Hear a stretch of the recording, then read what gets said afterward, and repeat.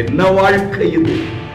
இப்படி ஒரு வாழ்வே எனக்கு வேண்டாம் என்கிற நிலைமையில சத்தத்தை நீங்கள் கேட்டுக்கொண்டிருப்பீர்களே. ஆனால் கர்த்தர் சொல்றாரு, சோர்ந்து போகாதீர்கள், உங்கள் ஆத்துமா சோர்ந்து போகாதபடிக்கு பார்த்துக் கொள்ளுங்கள் என்று கர்த்தர் சொல்லுகிறார்.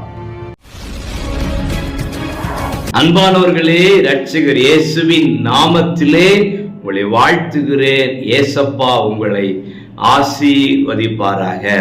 எபிரேயர் 12:3 ஆகையால் நீங்கள் இளைப்புள்ளவர்களாய் உங்கள் ஆத்துமாக்களில் சோர்ந்து போகாதபடிக்கு. இன்றைக்கு நம்முடைய ஆத்துமாவில் அதிகமான சோகம் அல்லது சோர்வு குடிகொண்டிருக்கிறதை நம்மளால உணர முடிகிறது. பலரும் சிரிப்பை வெளிப்படுத்த நினைக்கிறார்கள், ஆனால் சிரிக்க முடியவில்லை. பலரும் சந்தோஷமாய் இருக்க வேண்டும் என்று அதை எப்படியாவது காண்பிக்கணும், சந்தோஷத்தை வெளிப்படுத்தணும்னு நினைக்கிறாங்க, ஆனா முடியல. காரணம், உள்ளத்துக்குள் இருக்கிற வேதனை, உள்ளத்துக்குள் இருக்கிற சோர்வு. இதோ தேவ சத்தம் உன் ஆத்துமாக்குள் கடந்து வருகிறது.